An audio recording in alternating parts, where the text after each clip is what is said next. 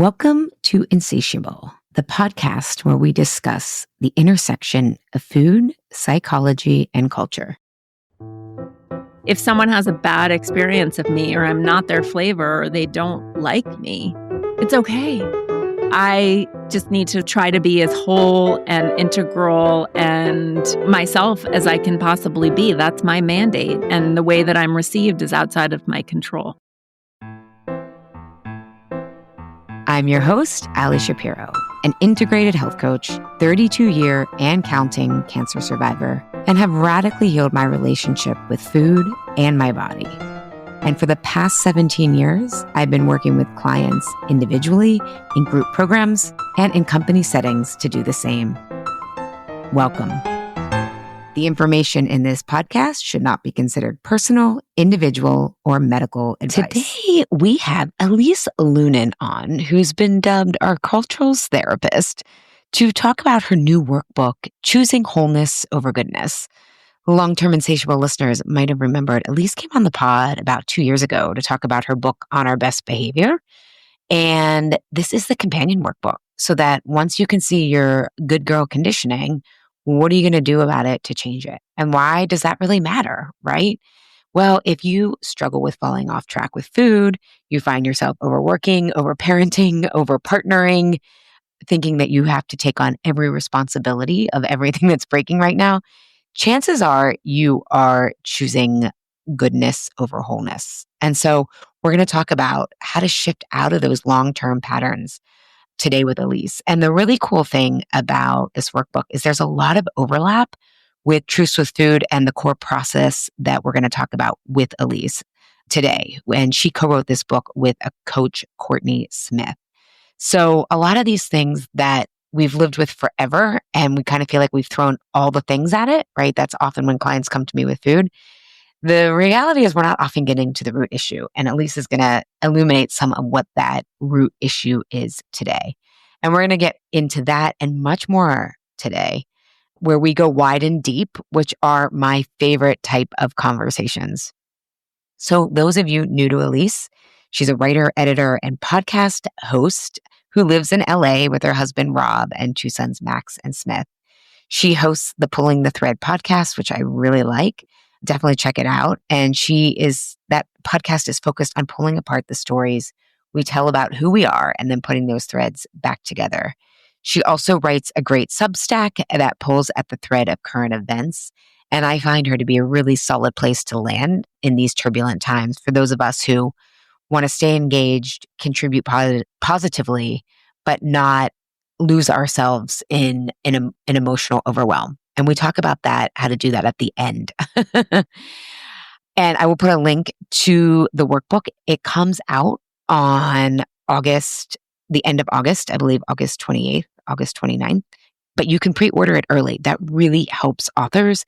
And this is the kind of work that we need to see live in the world. So go pre-order it.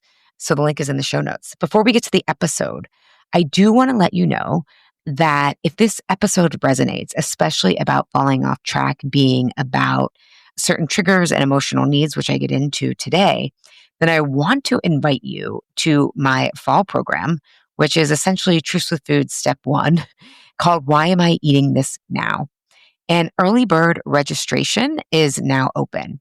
And with early bird registration, you get to save $100 on the program, and you also get to get started right away. So you can make even more progress in the fall. So when you join between now and August 31st, not only will you save $100, but you will get access to so you fell off track again. Why does this make sense? This course I called Your Emotional Eating Blueprint. So you'll get really clear on what your trigger is and what kind of needs you're going to have to start meeting so that you don't fall off track with your food and you can be consistent and get the type of results you want. So I'll put a link in the show notes to that program page. And on that program page is a free masterclass. So if you're tired of food being the project of your life, you sense something's deeper is going on, but you don't know what it is, and you really want to really end this all or nothing perfectionism approach to food, then check out the masterclass. And I think you'll see, or you can decide after that if Why Am I Eating This Now is the next step for you. So again, I'll put a link to that in the show notes. And I hope to see some of you there. We always have a decent amount of Insatiable listeners.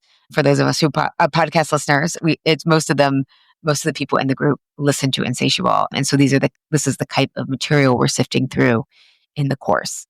We are already about 50% full. So if you're already starting to sense those back to school vibes, I'm here getting Essa ready for kindergarten. So I am full in, like, we got to go get a backpack. And it was a cool morning this morning. I'm like, don't want to rush summer, but I do love fall and that back to school feeling.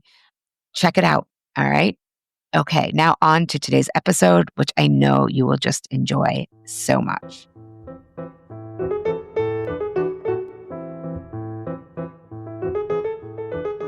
Welcome back, Elise. I know Insatiable listeners are going to be so happy to have you back. When we had you on last year, I got so many DMs from people who got your book and they were like, thank you. Thank you. And I was like, yeah, she's amazing. So thank you for coming back. My pleasure. Thank you for having me.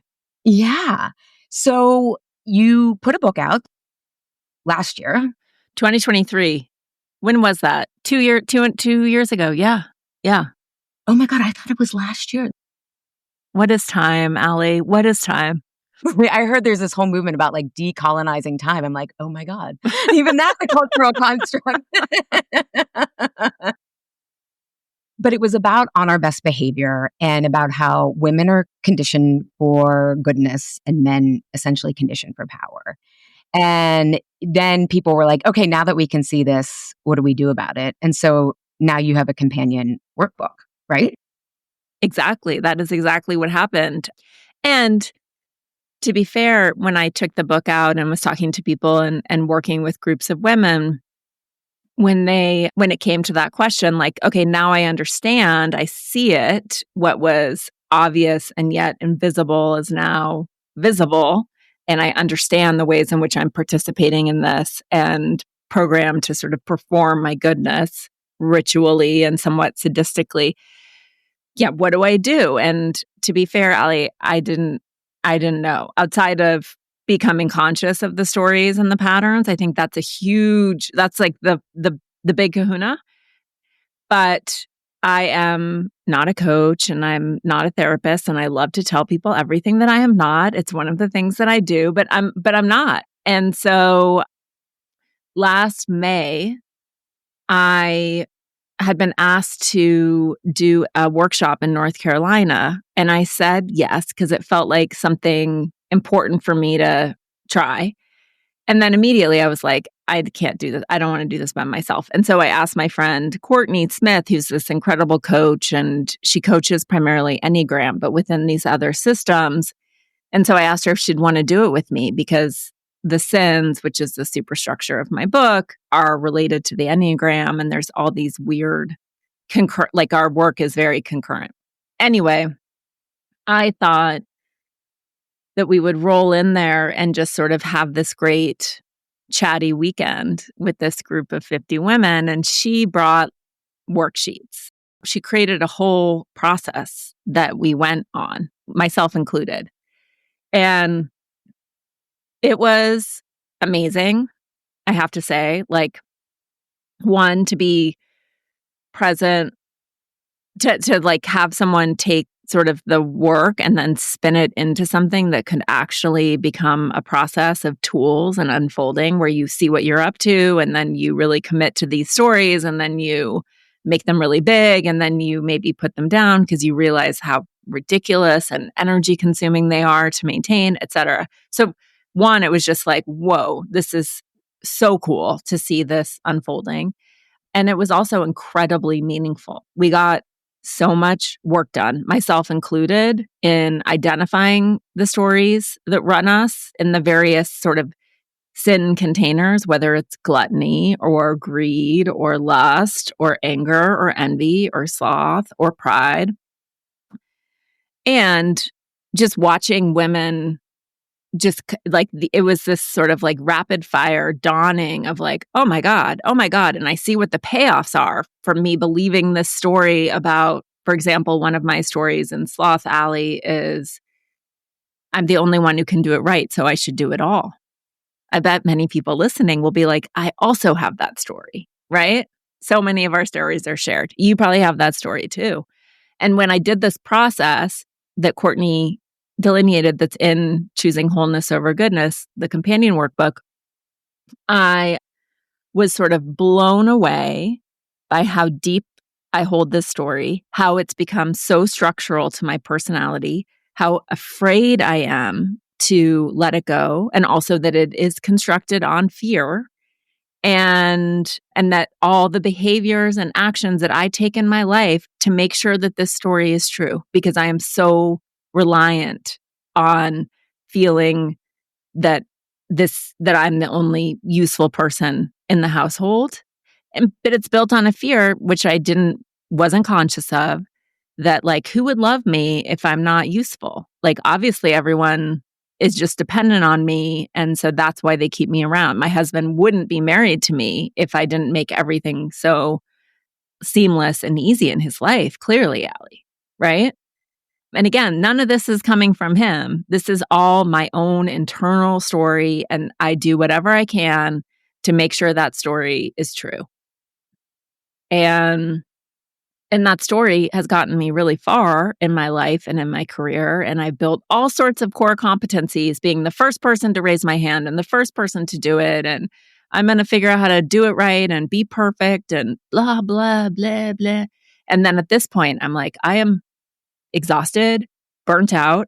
I don't know how to delegate. I don't know how to accept support. I don't know how to relax or rest. I don't know. My husband has endless learned helplessness because I've cut him out of so many of the core processes of our life. So, like, of course, he doesn't know how to upload like the immunization records because he doesn't have any of the logins, Allie. I am participating in that. And longtime listeners of Insatiable will totally get that, because the premise of my whole work is that we turn to food for safety, belonging. Food stimulates attachment chemicals that mimic it, but it doesn't give us the deeper caretaking that we need. And so we're always talking about stories and how, when you said like how I view myself, it's at the identity level, right? It's not just like a habit that you can change. It's like, who am I without this? Am I still going to belong? Am I still going to be safe? So I love that we're talking about this, because the workbook, it's not the same exact process, but it's so many of the same themes of the work that I do with clients. So I'm so excited. Oh, good. Yeah, no, I'm sure it's fun, because pretty much anytime I read a therapist book or talk to someone and they're like, oh, I have a tool, and it's like that, but different. It's like, but they're all sort of in the same toolbox, which is I think, so exciting. And then for each sin, we also have like a ton, at times, like 7, 10 extra shift move tools from different practitioners around food or money or sloth, that for people who are like, okay, I'm going to try something else on. I need to do something differently. Yeah. And I love in the workbook what you have is like, you kind of have the core process. Because when I was in grad school studying all the different theories of change and development, I was kind of like, okay, but this has to universally apply. It can't just apply to people who have resources or people who, like, what are these universal truths? And I think you really exhibited that in the workbook, because you had the core process. And then, as you would say, the vertical, right? Here's like what's really happening underneath all of this. But the horizontal is how you're going to recognize this in your day-to-day life. How to live it. Yeah. And to change it. Yeah. So one of the first questions I have for you is, because the title of the book is the workbook is Choosing Wholeness Over Goodness. In someone's everyday life, what would be like the pain or the frustration that they might have that would make them want to like, oh my God, I am choosing goodness over wholeness? Yeah. So essentially this idea that goodness is this primary value for women, and that's what we need to perform in the world. Being a good mother, a good friend, a good coworker, having our good, quote unquote, good compliant bodies, and our selfless devotion to everyone else's needs, and all the things that we sort of recognize or would categorize as the qualities of sort of a good girl or a good woman. It's incredibly, it's like a slow strangulation, because everything that doesn't abide, all those moments when you are not so good or not so lovely, they get thrown into the shadow, the Carl Jungian concept. Like we repress and deny them because they don't confirm or conform with this very strict idea of what it is to be ourselves in the world. And so that's also, you get into it all the time with like, food is such an easy example. I was bad last night. I need to be good today. Like it's just baked into how we see ourselves, right? So with wholeness, it's this idea that like Allie and Elise are whole people and we are full of like beautiful parts and less savory parts. Says who, right? That's one of the big questions. Like who gets to decide? So much of this, I'd say like this whole book is about the cultural shadow of women. And we each hold our own version of it. But these are like cultural ideals that we have been programmed to. And so most of them, yes, we'll have our own flavor and that's been conditioned into us through our genetics or family or whatever it is. But most of these are held as like cultural shadow, right? We're talking about these cultural ideals that are very hard to break. But wholeness is this idea that like, I'll give you a really easy example. I was having, lunch with a friend, and this is actually like sort of the genesis of my next book, which is about shadow and polarity. But I was like, everyone who's ever worked with me has really liked me. Like everyone thinks I'm really nice. And she looked at me. She's like one of these older mentors, a wise woman in my life who's also an Enneagram type 8 and aggressively honest. And she was like, "What? Like, do you believe that?" And I was like, "Yeah. Like, I hold that very dearly." "What do you mean?" I'm like, really fair. And, I was like getting exercised.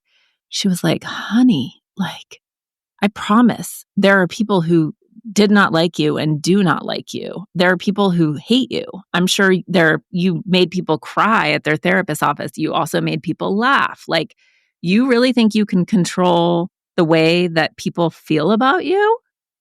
And I was like, "Well, I work really hard at that, right?" Like my teeth clenching. And she was like, "Oh, babe, like, God, that's hilarious. And like, you have so much work to do about that." And as she was talking, I could feel all my anxiety, right? Like, oh my God, who have I hurt? Who doesn't like me? Who's going to say something bad about me? Like, ugh, just that panting of fear. And then as I think about it, as you like hold this idea, okay, like wholeness, not goodness, right? Wholeness. Of course, not everyone's going to like me. Not everyone likes you, Allie, most likely. Like, I know people don't like me. I see it in my podcast reviews, right? Where people are like, "I hate your voice." It's less now where it's my show. But when I used to co-host a big podcast, people were like, "I want the other one. Your voice is annoying. Why you and not me?" But anyway, it needless to say, like that's what I'm talking about. And if someone has a bad experience of me or I'm not their flavor or they don't like me, that's okay. It's okay. I just need to sort of try to be as whole and integral and myself as I can possibly be. That's my mandate. And the way that I'm received is outside of my control. But that's a very different feeling of like, okay, I'm not going to be for everyone, and that's okay. Not everyone is for me. And that's the wholeness. And that's I can be grumpy, and it's part of being human. I'm human. I'm not an avatar. I'm not an AI, actually. Which is more and more valuable. Yeah, right?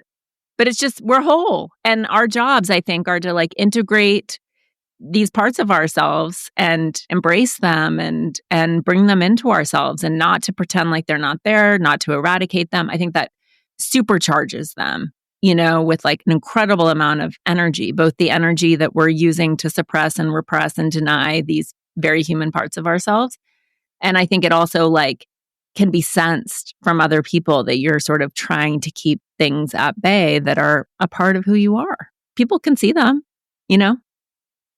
Well, and this gets to, I think, why your book was so valuable. For many reasons, I love it. But, in developmental psychology, they call it subject-object mood, which is basically like you can't like you can't change anything until you can see it, right? And then you can kind of put it on the table and say like, what do I want to do with this? Until then, it's controlling you whether you work with it or not.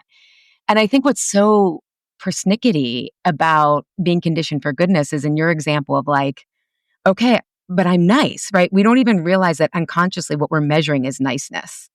And it's like, okay, but we've been conditioned to believe you need everyone to like you versus like as you mature and grow, it's like, oh, I don't need everybody. I need alignment instead of like I think what you're just describing is alignment. But if we don't know we're measuring these things and these sins that you've outlined in the workbook and your book, it's like we keep being like, oh, they didn't like me. And then we make it mean that we're wrong instead of like, maybe I'm paying attention to the wrong things. Well, and it just keeps us in this like entrained on the other and seeking the approval of some external validating source rather than like, how am I feeling about myself and how conscious am I about my own actions? And if I behave in a way that doesn't align with who I want to be in the world, can I take responsibility and accountability for that and say, like, can I be flexible? Can I be less rigid? Can I be less guarded about this? Can I even say, I think when you're like, I'm going to be the nicest boss ever, you can't you don't let yourself see those moments when you're not. But I think if you're just letting yourself be human and hopefully is like evolved and kind and fair, all those things, sure. But to be like, I'm sorry, I was really short with you, or like to allow, like, actually, that wasn't my best self that gave you feedback on that project. Yeah. I mean, it just makes me think about the way that I understand perfectionism and in my work is like, you don't want to take risks, right? Like you're like, okay, if I do this perfectly, there's no risk of judgment, no risk of disappointing people, getting mad. But often, to your point, people can kind of sense that. And it's people who are like, oh, I fucked up. Like, I'm sorry, right? It's like, oh my God, like, thank you. And it builds more of the safety, the emotional safety, I think, that we're actually looking for. But it's so scary because you have to get out of that meaning matrix of like, oh my God, but I'm supposed to be nice. And if I'm not nice, like you were saying, the flexibility, it's like, then I'm mean. And it's like, well, it's not, there's no extreme, right? It's like, no, maybe you were having an off day and you're inherently good and you're allowed to be human, A and complex, messy human, right? Yeah. yeah. 100%. That subject object thing, I think, is so, but I had never heard that. But yes, I think to create distance, you have to be able to see what you're up to. You have to be able to create some distance, even from your feelings, so you can actually look at what's driving you and what's happening. Well, and when you do that, like, one of the questions I always tell my clients or people on the podcast when they're turning to food and don't wanting to be like, the first question is, why does it make sense? Right? Like, why does it make sense? Instead of like beating yourself up, but it's implying this wholeness is there. And then like you get better information. Like when you're in shame, right? Your amygdala is like in that binary, even if you've developed out of being able to think more flexibly, you can't. And so it's like, why does this make sense? Like we are trying, to your point, like, well, and even in developmental psych, they would say the first 20, 25 years, we are attuned outwards to care about what other people think. Like we need our caregivers to care about us. I had Dr. Deborah McNamara on the podcast, and she's a child developmental psychologist. And she talked about how with, Maslow and his hierarchy of needs, they didn't have neuroscience yet. And now we know that neuroscience shows that actually belonging is more important than your primary needs because your caretakers secure your primary needs. And then in her book, she also talks about how Maslow didn't have a great relationship with his parents. So he would never know what good attachment is. And so it makes sense why we care so much for other people, about other people, the first 20 so years of our lives. But to mature, right? And really, I've listened to your interview on Pulling the Thread with Richard Rohr, like to grow up, not just get older, right? We have to look at kind of what we're orienting around. And that's scary, I think. But you having this workbook and, these kind of conversations, I think it gets people to be like, oh my God, this isn't like how it has to be. Yeah. No, and I think a critical part of growing up is orienting around yourself and not like in a selfish, like go just Not in the way that you could potentially like take that, but in this, like, what do I want? What do I need? What's happening here? What's happening in my body? What am I hungry for? Rather than hoping that someone's going to make those calls for you. I'm glad you said that because the way, and I would love for you to articulate your like version of shadow for people who that this might be new to, because for people, if you have a shadow of taking care of yourself, like I love how you say in the workbook, a huge story we have is that women aren't supposed to have needs, right? So if you aren't allowed to have needs, you're going to hear taking care of yourself as selfish, as needy, as all these judgments. And so can you tell us what this shadow is, Elise? Yes. I mean, and it's one of those amazing concepts where it is there are a million definitions, although they are mostly coherent and saying the same thing. But shadow is a term, a concept from Carl Jung. It's one of his major themes. And it is an incredibly ripe and useful term to describe those parts of ourselves that we disown and refuse to see because they don't align with our desired personality or ego. And some of those things are notes from the culture, again, about like who you should be and how you should show up in the world. And some of them are, our baser human instincts that we refuse to look at or own. And poet Robert Bly has this great quote essentially where he's like, the shadow is the trash bag that you fill until midlife with all those parts of yourself that you refuse to see. And then you spend the rest of your life trying to get things out of the bag. Right. And so many of us, I think, depending on our childhoods or our parents or the cultural or social expectations beyond just like the wider cultural ideals, put a ton of stuff in our shadow. I think for people who are raised in purity culture, right? Like they have a huge sexual shadow of all that disowned, very human stuff. I mean, and then you see disowned shadow, particularly, I mean, we see it play out hugely in our culture in very devastating ways in religious groups, right? If you're not constantly doing your own shadow work and essentially doing the core process on yourself and integrating these parts of yourself, they will come out. So you look at the Catholic Church, you look at many Eastern gurus, right? You look at, I mean, there's like endless amounts of spiritual trauma in these cultures that are like, we are all light and good. It's a big problem. But on a personal level, the shadow will have some of that from the culture, your personal shadow, but it will also have sort of the stuff that you would deny about who you are and the way that you justify, like, well, I can do this, but that person can't. That's all shadow material, right? Your ability to even identify that in someone else, something you dislike or hate, is a sign like it's in your shadow. Yes, really extreme judgments. I mean that you're onto something.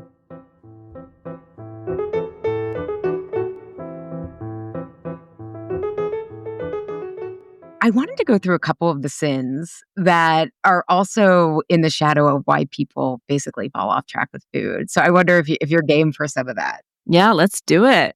So you talked about the sin of sloth, which we talked about earlier, which I just love that. And I think, especially because I also think of what gets projected onto fatness is laziness. And so in the book, you talk about we need rest.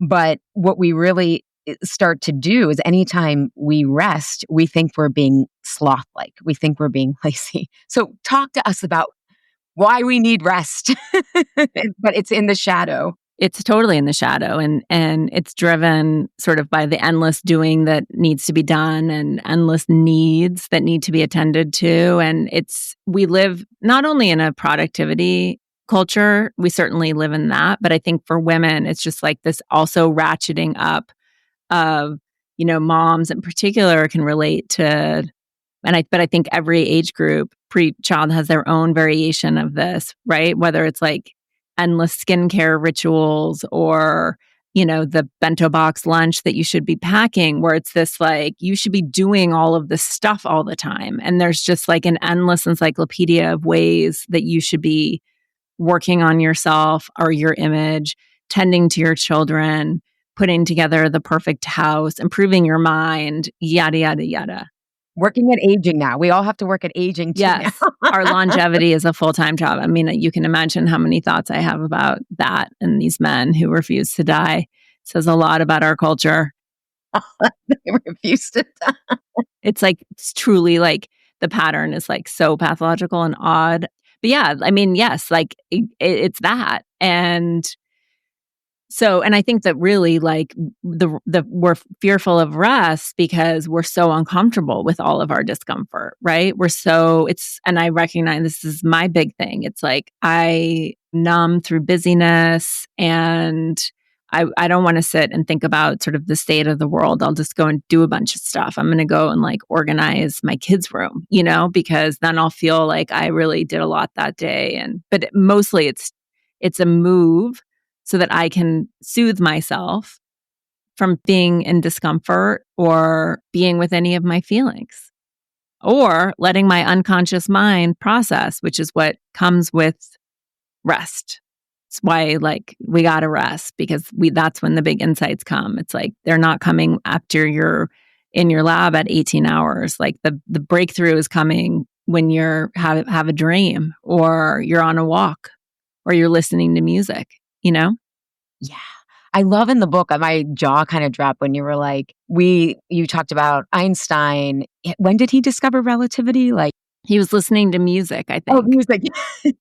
And Steve Jobs, you give the example of him like walking barefoot. And it's like, okay, women have never really been given that kind of space. And like you need that for those kind of like intellectual breakthroughs or insights or whatever problem you're trying to work on.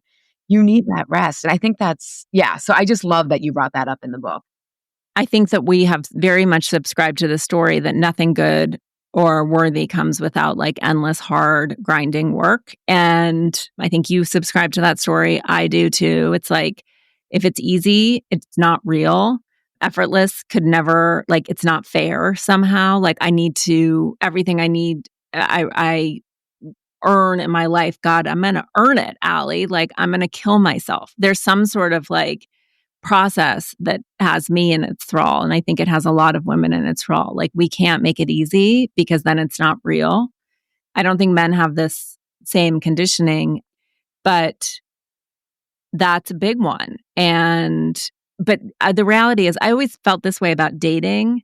Like, I don't know, it was like, felt like an aha when I was in my 20s, where I was like, this is all sort of like fed to us as you got to get on these apps and you got to go on a bunch of dates and da da da. I'm like, it's not like dating school. It's not like you go on enough dates and then you're good at being married. But it's sort of said, it's presented to us. I'm like, the reality is like, it takes one encounter, which could be anywhere, and suddenly you're like, I think you're my person, right? It doesn't always happen like that, but it's part of this like psychology of like, everything has to be hard and endless for it to be good.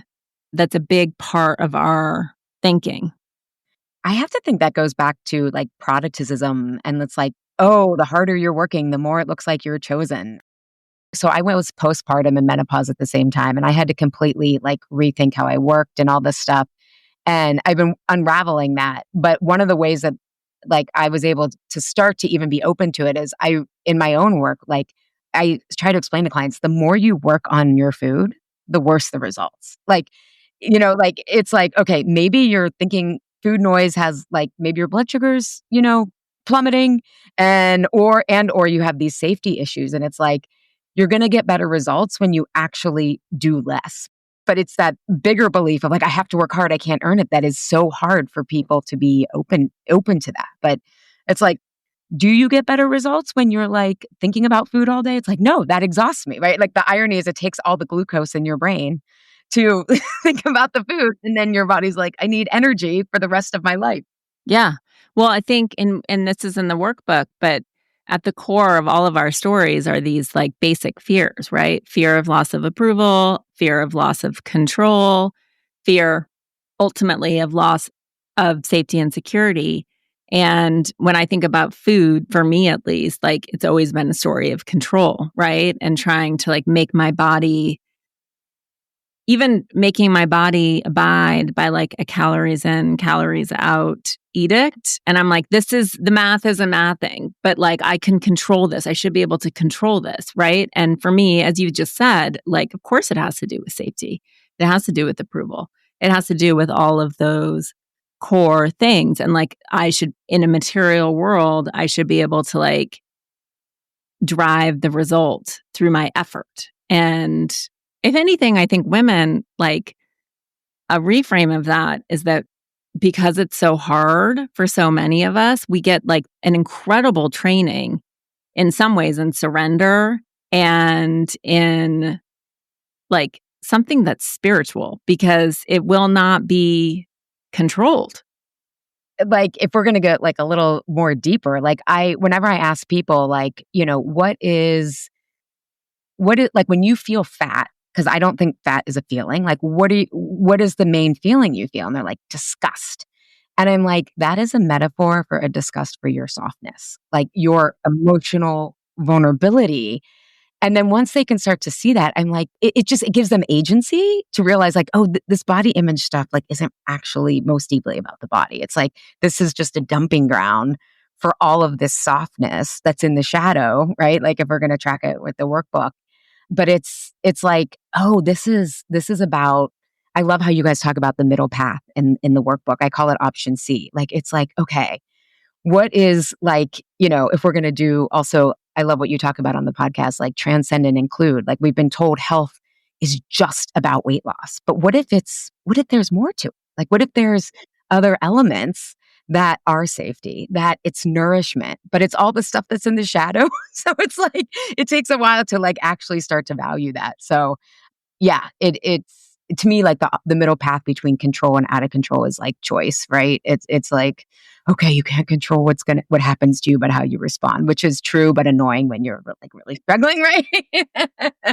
Definitely. But I think, and I see this, having worked in wellness for a long time too, and watching like sort of the craziness that's emerged in the last couple years that's like so extreme with Maha, for example. And it's like, I get it, but like we're so convinced, and which is really, it's led by men too, but definitely like a very vocal contingent of Maha moms who are just scared. Really, it's just fear.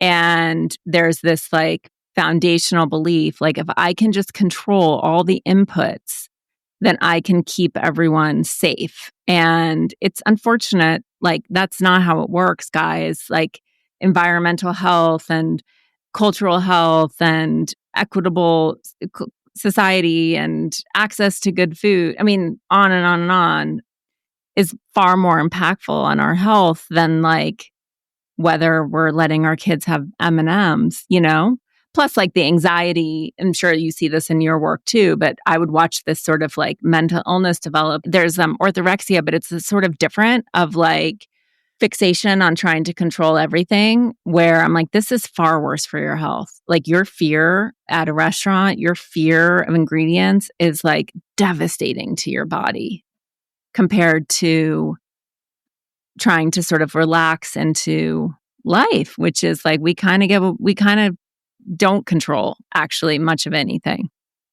I know this is the whole thing with like, even to me, functional medicine has gone off the rails because it is not addressing the deeper stress that like an extreme protocol like that, right? And the people who are often selling this stuff, it's like their whole life revolves around health versus the people that are coming to you, this stresses them out and then they feel like they're not doing it perfectly. And also we know from gut health, like the more variety you have, right? Not eliminating. So it's you're right, that loss of control. And yeah, I mean, I understand Maha, and I would have a very different approach to to fixing things. Yeah. No, it's troubling and sad watching sort of what's happening to all of the regulations around our environment and programs cut that gave fresh food to kids at school and cutting SNAP. And I mean, it's devastating. I know. I was like, I can control if my kids have food dyes or not. I can't control the air particle pollution or PFAS in my water. I mean, yes, I have a reverse osmosis system, but it's like you can't outrun that stuff eventually, right? I think this is a nice run into gluttony. But one thing I just wanted to mention for listeners, because I often talk about the tired trigger being like a main reason people fall off with food. And I found in my groups that we actually have changed the word rest to replenishment because when people hear rest, they think of like sitting on the couch watching Netflix with ice cream or like sitting on the couch all weekend. And we just wrapped up my Truths with Food group and this woman was like, rest is so different to me now. Like it is when I'm stressed taking a walk and like getting things moving, or it is not listening to a podcast while I'm at the gym or something. So I just wanted to like put that for some people who are listening and have that kind of other extreme in their mind that of rest just being like, I made it through the week. That sometimes can be a helpful reframe. It's essential. I wish I were better at taking my own advice and really, but like I'm constantly looking for ways to sort of like buffer it in, like now that I work for myself and I've been doing this for 5 years, but still it's like actually creating boundaries. It's like a good forcing function to be like, I am not working on vacation because I just let it all slide. And then I sort of get like the half and half, where I'm like, I didn't get my to-do list done on vacation and I didn't really allow myself to have my vacation, which is a terrible result, Yeah, yeah, yeah, yeah, yeah. So I think boundaries, like rules, are really important, particularly in this like when you're of clear mind to be like looking at your calendar and being like, I'm taking the Sabbath, or like this is nothing's happening on Sundays, period. Yeah. I also think like we have to also think like, what is it costing us to not rest? Because like for my clients, they tend to be workaholics. They're going to love this book and so on. And I kind of find like the first like notch for them to try is I'm like, take a walk and see how it actually helps your productivity. Like see how like when you're going like that unconscious, marination that you were talking about in the workbook, like that tends to happen. And it's like, okay, I can feel safe to try that because at least I'm still kind of it's in service of more productivity. But I think over time, and I don't know, I found for me, menopause is like what took me down from it. Like it wasn't something I went with willingly, like to slow down and rest. It was just like, oh, I realized it was like the root cause of my insomnia. It's like, okay, your cortisol is going to be so high that if you don't take rest throughout the day anymore, like you're going to pay for it. So I get how hard it is. So gluttony, let's go on to that thing because that is the one that is like very obviously about food. And I love that you shared in the book, like you're like, I can't, like you said you had gained 15 pounds and you're like, I don't want to care, but I care. And I find that so many people are in that situation with like, there's a difference between the theory and then how it gets practiced, but the health at every size movement, body positivity, like we were all like, okay, diet culture is toxic. We needed that. And then yet some people are like, now I feel guilty because I feel like really uncomfortable in my body. And I'm not saying you said that, but like my clients will. No, but it's true. I think I had sort of like, after spending almost a decade in the wellness world and feeling just like, and being at a younger age, quite frankly, after I had my first kid in my 30s, I worked really hard and I was in amazing shape. And then when I had my second in my late 30s, I just never kind of physically recovered in the same way. I didn't have time. Everything was different. Everything was harder. The things that had helped me in my early 30s didn't work anymore.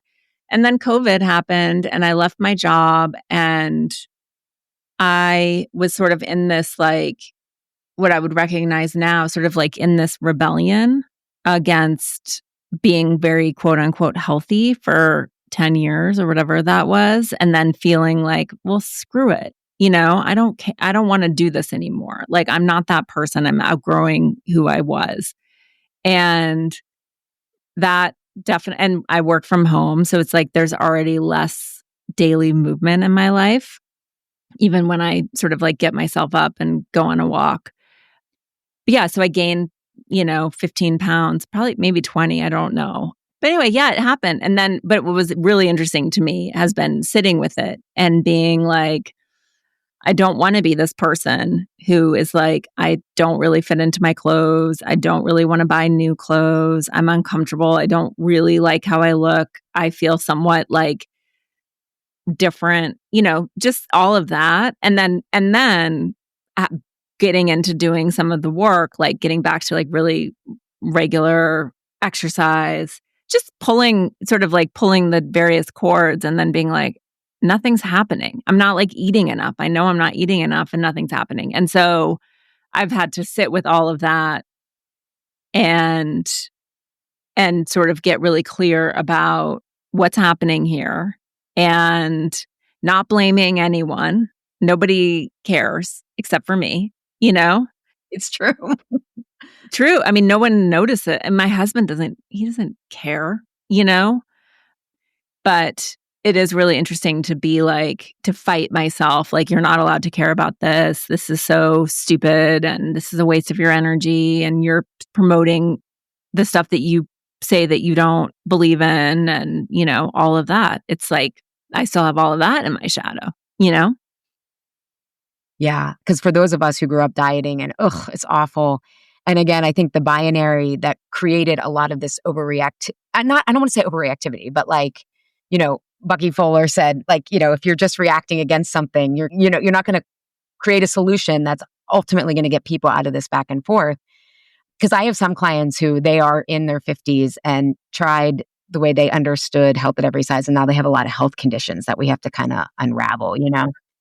Yeah, but I always say, like, I think the belief is that like weight loss has to damage your relationship to yourself. And so then that's what creates this backlash versus how can it be about holistic nourishment so that we can do it in a way that you're getting safety from so many people aren't eating enough, right? And I loved how you talked about in the book you were working with Chinese medicine, or no, he's not Chinese medicine. Korean. Yeah, like 8 constitutional medicine. Yeah. No, and I loved it because it was like, yeah, it gave me back a lot of the things that I had sort of considered to be bad. Yeah, because there's this overall, right? Because part of what I love about the workbook is just coming back to like, how are we trained to be good? And overall, it is a strategy of restriction, right? Whether it's rest, whether it's food, whether it's wealth, it's like, oh, there's that. Like, I assume to be good, I have to restrict in some way. And you were saying in the book, like, you got back some of your favorite foods versus other foods you were kind of just naturally didn't like anyways. He was like, yeah, those don't harmonize or like tone your organs. And it was like, oh, like I can enjoy my food and feel good. It's this Korean system of acupuncture. And the idea is that there are 8 constitutions and 2 of them are very meat heavy. 2 of them are essentially vegan and 4 of them are somewhere in between. And that it depends, your constitution depends on the strength of your organs and they're looking for balance. And so you're feeding sort of the energy of, I don't know exactly which organs they're assessing. But in talking to me and sort of like taking my pulse and muscle testing, and it was really interesting because what he told me my constitution was very much aligned with my nature. It's like in COVID, I got a sauna like everyone else. I did too. Yeah. But he was like, you should not be hot, like bad for you. Do not exercise in the heat. I used to do that all the time. I would get migraines and like nauseous. He was like, bad, super temperate temperatures. Like, and yeah, he was like, no shellfish, no shrimp, no cucumbers, like things that I hate and have sort of a natural aversion to were taken away from me, which was fine because I wasn't eating them. But then he was like, you're fine with corn, all kinds of potatoes, dairy, etc. Things that I had just sort of like consigned to the bad heap and given up. And so it was fun, and it made so much intuitive sense.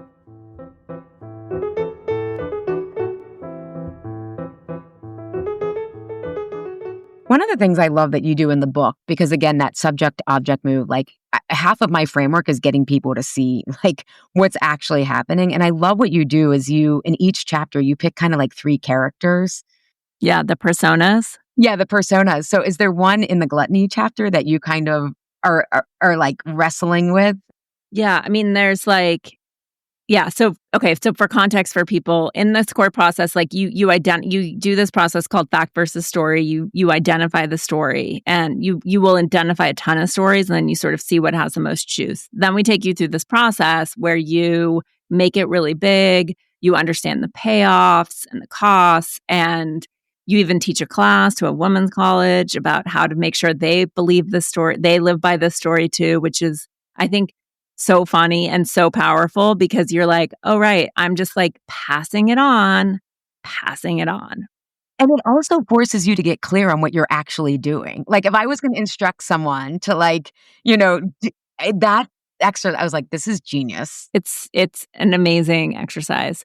Then you get to personas and persona play, which is really fun. And it's this is from Katie and Gay Hendricks. And also there's like, it's kind of Richard Schwartz IFS work, which is this idea that there are these personas or parts of us that really come out to play. Like I have a big people pleasing part, a persona. I have Bag Lady Bethy, which is one I learned from my mother that's convinced that like one poor financial decision or overspend and I'm going to be sleeping out of a car. This was like truly her like alter ego. And with food, it's like, I think we have one that's like Jane Fonda. I can't remember, but it's this like this persona that I have that like slags me off for like being lazy and not exercising enough and like you're gross. And so part of it is like, there's a whole persona interview, but once you identify your personas, it's like inviting them to the table, interviewing them. Like what are they scared of? What are they trying to protect you from? Where did they learn this?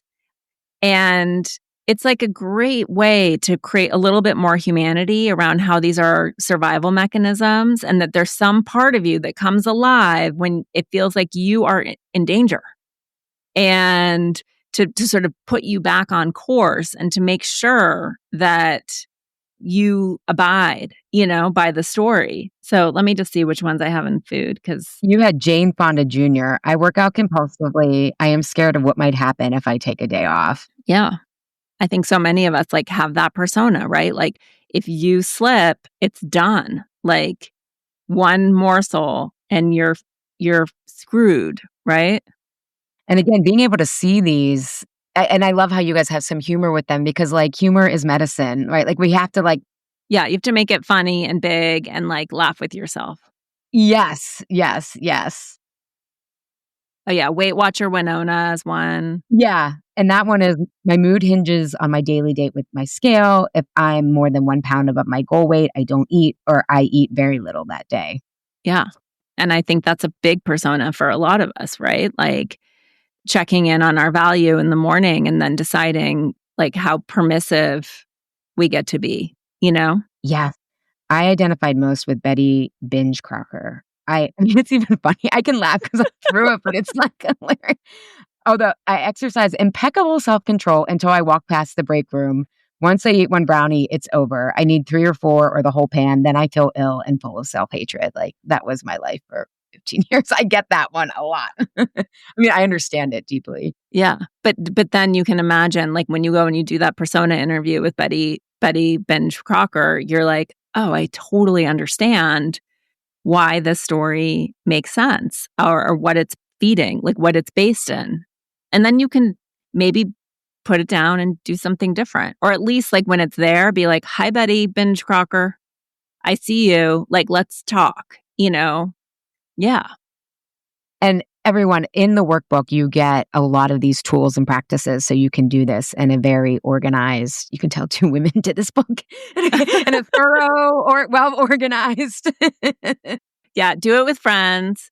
Yeah. We're going to try and create some sort of cohorts or like just so people can do it together because it's more fun and really helpful, actually, I think, to do it with people who also know you and can affirm you and push you and see your shadow, and like be like, yes, I know that persona well. Like that persona comes to play, when I show up late to dinner. And yes, being late to dinner is not nice, but then I get like gruff Georgia, who's going to punish me for at least 20 or 30 minutes.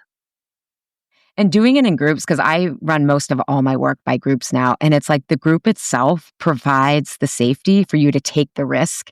And you can see yourself and other people. So it just, people are like, I can't believe how this group, I'm like, the group is the medicine. Like, we need to know we're not alone in this, in our shadow, because it is icky. It can be icky stuff. All right. I want to end with envy and then we'll wrap up, because I had a client who she went to the Beyonce concert and loved it. And then she's like, and then the next day I was like emotionally eating because I'm not Beyonce. And she's like, I'm not even saying that as like a joke. Her level of excellence, her artistry. And we kind of took her through like the inquiry framework of truth with food. And it basically came back that like she had envy she didn't really want to be Beyonce, but she felt like Beyonce was like creatively challenging herself. And she was kind of cutting herself at the knees of identifying this need that I need a new creative challenge. She's wildly creative, has been wildly successful being creative, right? But like in creativity, the point is the constraints and always the synthesis, that like all of that is so fun. And I told her about the book. I'm like, you got to listen to my interview with Elise. We talked about envy. But I think this is one that is like, we're supposed to be nice and like everyone. And like, in my clients on the surface, it's like, oh, I'm comparing myself to other women's bodies, right? But it's like, it's not really about that. It's like, where am I in the hierarchy of who has the most success or any of that kind of stuff. So I opened the chapter, and do you mind if I read some of what you wrote? No, please. You open up and you say you interviewed psychotherapist Lori Gottlieb, and she told you that like anytime you, how did she say it? Pay attention to envy, which first I think comes across as like jealousy, or like they have that and I don't have it, which is more deeply about envy because it's telling you something you want for yourself. Kind of like my client had a need to really start challenging herself creatively, but it was coming out as emotional eating, and I'm not Beyonce. And we laughed about it because she's like, I know it sounds funny, but it just really like, I was on a high and then not. And so I love that you said that realizing that envy is a clue of something you want. You said, this was a huge revelation for me for two reasons. First, I had an immediate reaction to the word envy, right? Shadow alert. Ooh, no, not me. I'm not envious of anyone ever. I've done enough work on myself at that point to flag that for review. So I love that you said that, because I'm like, yeah, I can hear so many of us being like, I can't jealous. Anything that inspires a big reaction is always a sign that there's good information there. And I love this one. The second reason made me sad. I didn't know what I wanted. At this point, I was at the height of my corporate career. I had achieved a lot, and publicly. I was married to a lovely man and had two adorable children. I owned my own home, and besides my mortgage, wasn't in debt. I was, quote, killing it. And yet, I felt like I was on autopilot, pushing a path towards a place just beyond the horizon where I would finally feel safe and secure, where I would feel good enough. On some level, I knew that this place was a fantasy. At another level, I knew I would never get there anyway because I had no clue what I actually wanted, and in some ways wasn't living my own life fully. If that doesn't sound like midlife, I don't know what says. Right. It's the metaphor of like, is the ladder you've been climbing, is it up against the right wall? Right. Yeah. And I think similarly to the story you just expressed with your client, like envy, which I write about in On Our Best Behavior, is the gateway sin. I think it's the most important one for women to address. And it's also what like every woman wants to talk about with me, because I think it's a source of woman on woman hate in our culture. And it's largely just because of our own unconscious envy. We don't know what it is because we deem it bad. And so we repress it and put it in our shadow, right?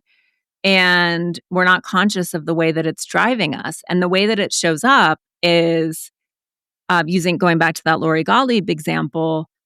If another woman has something that you want or is doing something that you want, even if it's sort of fractionally, right? Like Beyonce is expressing herself on the stage. Your client doesn't want to be a pop star, but there's like something there. Typically, what happens is that in that experience, when you have that unconscious envy, you're like, I don't know what this is. It feels deeply unsettling and uncomfortable. And so we project it onto the person who's making us feel bad. And we deprecate them and judge them and shame them. And like, she's really like Beyonce is like too old to be doing that. And she's just really not that talented and she's overrated and whatever it is, to use that as an easy example that comes out to make ourselves feel better. When in reality, like, it has nothing to do with Beyonce. It's our soul saying, like, pay attention. Beyonce is doing something or has something that you want. Pay attention. This is like a GPS point for you to align yourself to and use this as information to put yourself in motion. But because envy is bad and we don't want to acknowledge it, because we have no framework really for as women for being like, I know what I want and I'm going to go get it. Most of us have no fucking idea what we want. We don't know. And that's Courtney and I, my co-author, we do this wanting exercise with groups that's very moving and emotional. And usually it starts with sort of like a tepid expression of a want over here that feels very safe. And then by the end of the process, and we use envy and projection as a way to sort of get closer to what we want. You use complaining and where you hold resentments as another way of getting closer to what you want because someone's getting away with something that you wouldn't allow yourself to do, right? But by the end of the process, women have like moved 500 feet away to something much deeper and more meaningful that's excruciating for them to hold and just sort of like even offer, right? Even like your client who's like, I don't want to be Beyonce. It's like the impulse is to be like, not me. I know I'm not that special. I know like this is embarrassing to want this thing that I'm probably never going to get. But the reality is that like what we want is quite beautiful. And it has like a million variations, and what you want will be different than what I want. That's the other thing that you can feel the anxiety and sort of scarcity in the room as women start doing this work because I think they're terrified that they're going to have the same want as someone else. And we're so programmed for scarcity that it's like, well, if you have that, I can't have that too. So who's going to get it? Or am I going to destroy you so I can have it? But yeah, once people start really getting more deeply in touch, everyone wants something different. And even if they wanted the same thing, great. But it's a really powerful exercise that you can do with a friend. When you're walking, you're going out on a walk with your best friend and she's like groaning about someone who's driving her crazy, sort of tormenting a mentor in disguise. It's like an opportunity to be like, okay, what's happening? This is full of information for you. What is this person getting away with? What do they have that you want? What are they doing that you want to do? Why are they irritating you? And an important caveat, you don't have to like everyone. This isn't about like, it's fine to be like Lauren Boebert, her behavior is unacceptable, or Laura Loomer or someone like that. I don't look at Laura Loomer and have any feelings, that are signs for me that I have work to do there. I don't envy her, but I can identify behaviors and actions that I do not like.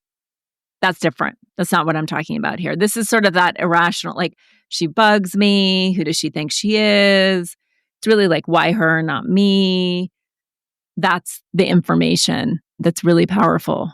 And because the reality is like, if we lived in a world without scarcity for women, and there is scarcity for women, and some of it is self-created by us, but someone else's success would just be sort of like a shining example of what's also possible for you instead of it feeling threatening. But for many of us, it feels really threatening. And I get it. We have all sorts of reasons to believe that story.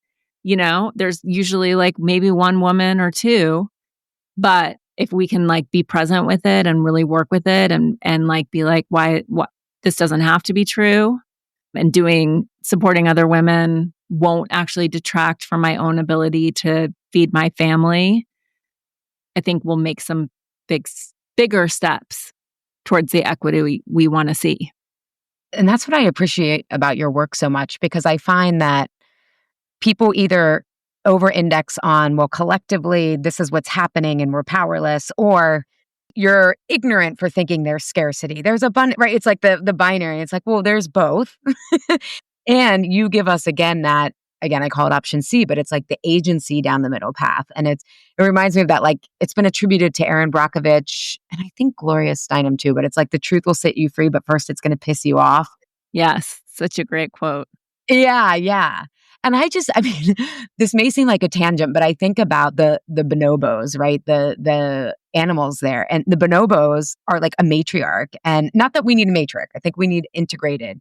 But it's like that culture is so healthy because the women come to the female apes or whatever, the female bonobos come together and they're like, we're not going to tolerate this. And I think I just, as all of this Maha political stuff, I'm just like, if we centered mothers, right? Like if we centered, but we all have to come together. And I think that this envy, when you start with this and realizing that we're not in competition with each other, or that there can be enough for everyone if we come together, to me, this feels very political. And that's also why, like political as in redefining power, not parties.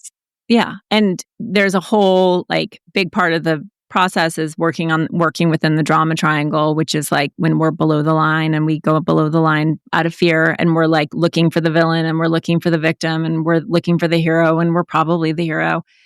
But we're seeing sort of like addressing the world from that point of view, and it's disempowering. And yeah, so it's like, when I first wrote On Our Best Behavior, I was like, I could sit here and sort of like pound my fists at Mitch McConnell and scream at my husband, or I could take some responsibility for what I'm actually creating in my own life and how I'm also feeding and participating in this culture and my own internalized patriarchy.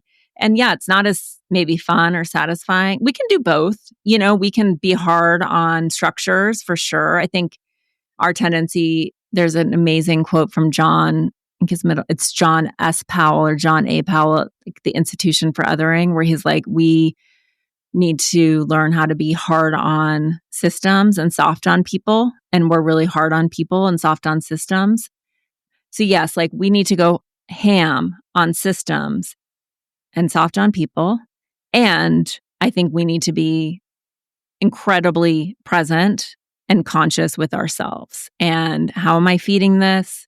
How am I promoting this? What am I modeling? What am I ensuring is true for me and for other people in both good ways and bad? And it's just a more interesting way to live, and it's, to me, feels more powerful than just feeling like there's nothing I can do and this is how it is and so on and so forth. I have enough days like that, Allie. I know, but I think that is what's so wonderful about wholeness is and this is hopefully everyone will go out and get the workbook. And like, when you have wholeness, you have more flexibility, you have more compassion for yourself, which it spills out to other people. And like, I think we're in such a big time of transition. Like anyone who thinks they have the answer, I think is still below the line, wanting control and certainty, right? It's like nobody knows. And we need everyone coming together to collaborate and have that. And if we're all so reactive or we're all so canceling everyone over every imperfection, it's just like, that's not how this is not going to end well. I mean, that's the goal of autocrats, right? It's not going well. Yeah, I think we've like proven out like our tactics have not been particularly effective or productive, and that like there is a third way. Like we've got to figure this out. And it does involve the Ken Wilber phrase, transcend and include. Like we have to find a way. We all live here.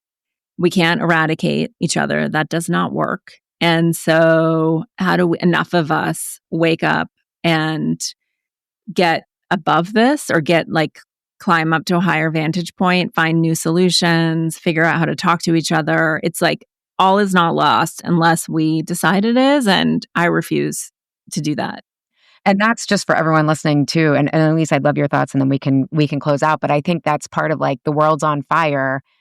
And so I can't do this kind of stuff. And I'm like, no, it's holding the and. It's not either or. The world's on fire, which is why this kind of introspection is even more important, so that you can be someone who can hold all of that. And, we can't all be reacting all at the same time. Well, and it's like what you're describing is sort of the macro nature of what it is to be a woman and a mother, which is like, I can't be okay or take care of myself until everyone else everywhere is okay. And so somehow everyone not being okay negates my own needs. And we have to flip that because fear, anxiety, just like the negativity in general that we're bathing in, the grief, et cetera, like it needs to be processed. It needs to be embodied. It needs to be held. And so the more that we can all sort of bring ourselves fully online and sort of be present with that and be okay despite that and not transmit. Like, I don't want to say that we're sponges or washing machines. Men need to do this work too. But like part of it is like, how do I not power these emotions that are like rampaging through the collective? How do I like do my part to deal with my own stuff to bring the temperature down so that when I go to lunch with a friend who is losing it, I am not feeding her anxiety and infecting everyone around us in the restaurant, but that I can sort of stay present and stay calm. So like we got to do, like, this is the first priority, is managing ourselves. And the more of us who can do that, the more capacity, the more energy we have for everything that needs to be done in the outside world. And I mentioned, Carl Jung, when he talks about shadow, he's like, the gold is in the shadow. Like that's where all the energy is. And it's the energy of that integration. And it's also the energy that we reclaim when we stop pushing it all down, right?